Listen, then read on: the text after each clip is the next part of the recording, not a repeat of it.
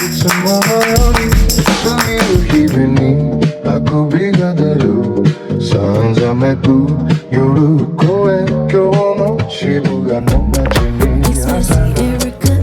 奔他还有365天加8天，有人赚了200万，有人分到了24亿，也有人花了45亿，更有人借了2.7万亿。1988年的日本泡沫倒计时到底发生了什么？这里是 Simbeast， 我是鄂东。今天这期我们将进入一个不为人知的奔他世界，也是昭和商业主系列的收尾，但后续还会为粉丝兄弟们制作 DLC 的特别专题。昭和商业已经出了6期，从滇黄昭和到昭和魔物和女游帝国，然后是1亿日元和 OVA 文化。昭和收尾这期依旧不讲道理，依旧我行我素，依旧幻问了无痕。1988年，日本文化圈出了2个第一，还都和中国有关。首先是大师贝托鲁奇执导、松竹发行、教授配乐、尊龙主演的《末代皇帝》在1月份上映，泡沫倒计时由此拉开序幕。电影内容出自溥仪的自传《我的前半生》和庄士敦的回忆录《紫禁城的黄昏》。庄士敦当时是溥仪的英国老师，他的回忆录被拿来表现溥仪在紫禁城的最后生活。上映以后，电影的配给收入达到了24亿日元，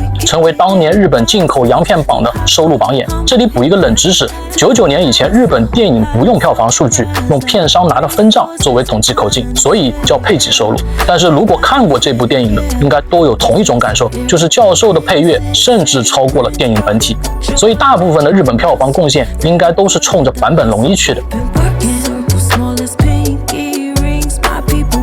1988年3月，末代皇帝在60届奥斯卡上拿了9个大奖，其中就包括坂本龙一和另外2位的原创配乐。当时的教授也是一位泡沫弄潮儿，玩电子摇滚乐，长相俊美，精通英语，代表了新时代的前卫音乐家。他获奖的消息传回日本，国内舆论彻底沸腾了，电影院排起了更长的队伍，报纸还专门发了号外，称他为世界的版本。这个称号自此成为教授一生的标签。他的配乐成了咖啡馆、百货大楼，甚至客厅索尼音响里的背景音乐。当时 Keyboard 专业的音乐杂志深度解析了配乐制作过程。教授用最先进的高科技采样合成器，把中国的二胡、琵琶等音色融合进了皇家爱乐乐团的管弦乐。88年，教授的凯旋并非是一件孤立的文化事件，它完美的变成了泡沫经济巅峰期的精神催化剂和颅内文化高潮。当时泡沫时代看末代皇帝，表面上是在看清朝最后一位天子，其实都在面临崩塌的处境。荧幕上的溥仪从高位跌落，荧幕外的昭和同样也站在命运的最高位，这一切仿佛都充满了宿命感。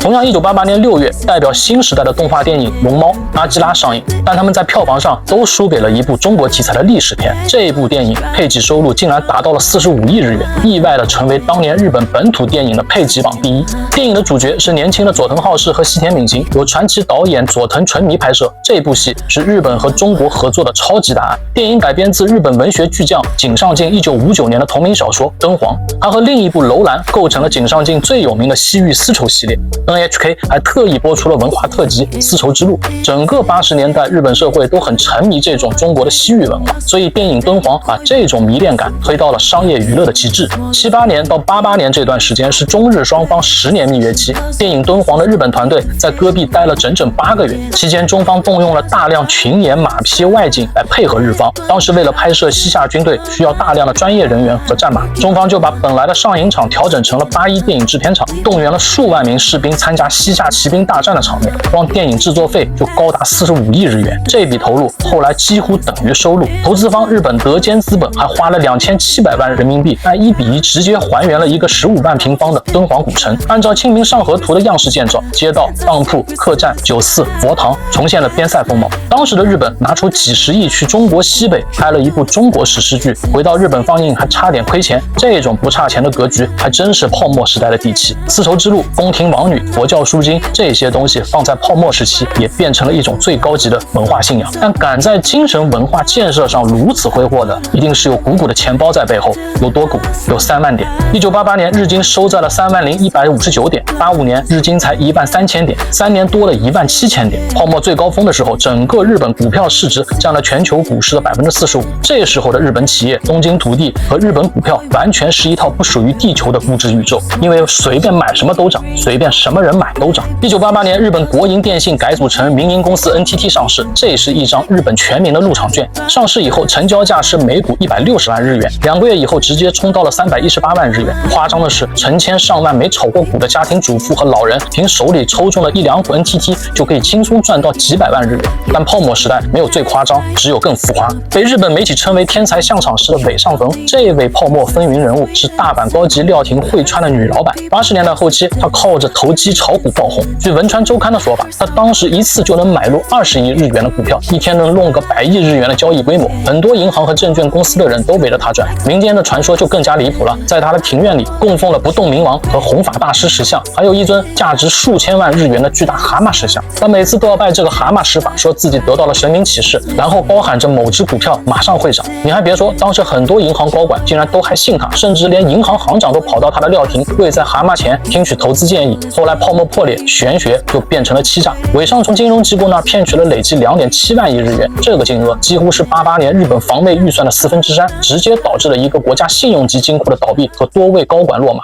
为什么会这么疯狂？因为当时的金融界、学术界和媒体都抱着一种市场特殊论，就是日本拥有庞大的土地资产作为底层支撑，股市里的大部分公司都交叉持股，防止恶意收购，流通层只有可怜的30%左右。传统的西方估值模型根本不适合日本，所以股价永远不会下跌。88年，这些日本股市的暴富神话彻底改变了普通人的金钱观，股市就像盘踞在黄金泡沫上的一条欲望恶龙。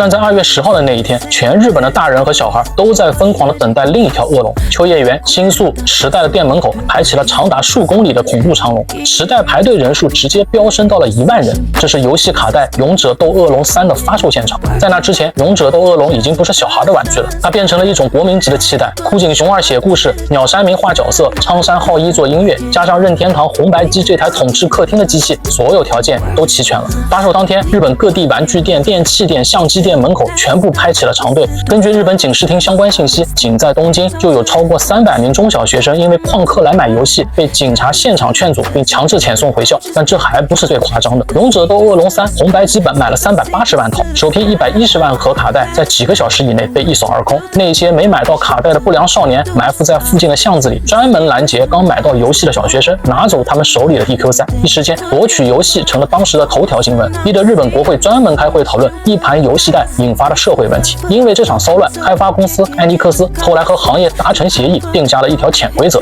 以后《勇者斗恶龙》的新作只能在周末或者法定节假日发售。这就是日本游戏界大名鼎鼎的艾尼克斯法案。1988年，很像一个大型 RPG 的游戏系统，大人们在股市里刷金币，孩子们在虚拟里玩转职，企业用财技买装备，银行把信用值当成了魔法值。大家都觉得自己正在升级，正在进入下一张地图。但接下来，泡沫男儿白天在证券公司看股票价格，孩子们下午在游戏店门口等勇者卡带，整个社会都在排队买。那当时的那些泡沫女性在干嘛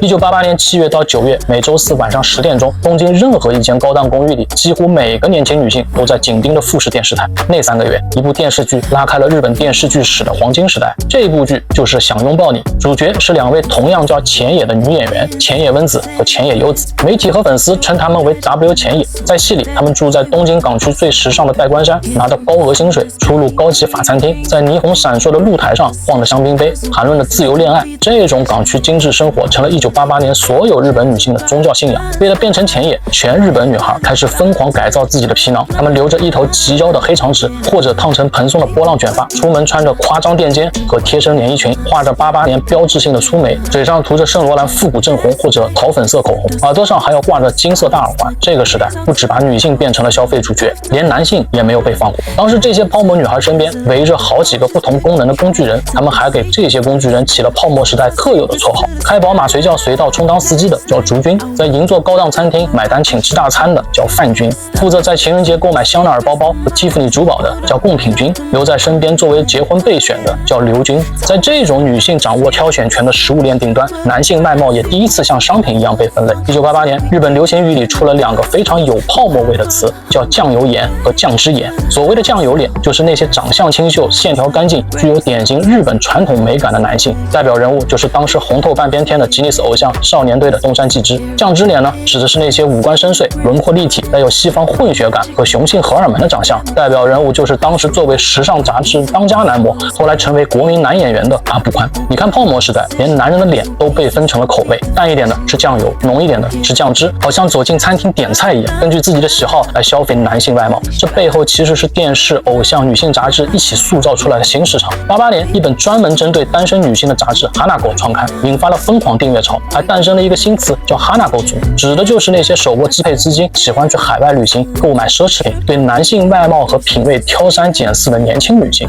在满屏前野和 Hanago 的共同塑造下，泡沫男儿的生存环境变得更加内卷，他们必须把自己打扮成标准的酱油脸或者酱汁脸，穿上昂贵的 Giorgio Armani，喷上香水，学会体贴的为女性拉开车门和椅子，才能在这场泡沫舞会中生存下来。88年的倒计时不光有股票泡沫、地产泡沫、文化泡沫，还有一种叫审美泡沫。但这一切的繁华，终究只是狂热资本堆砌出来的空中楼阁。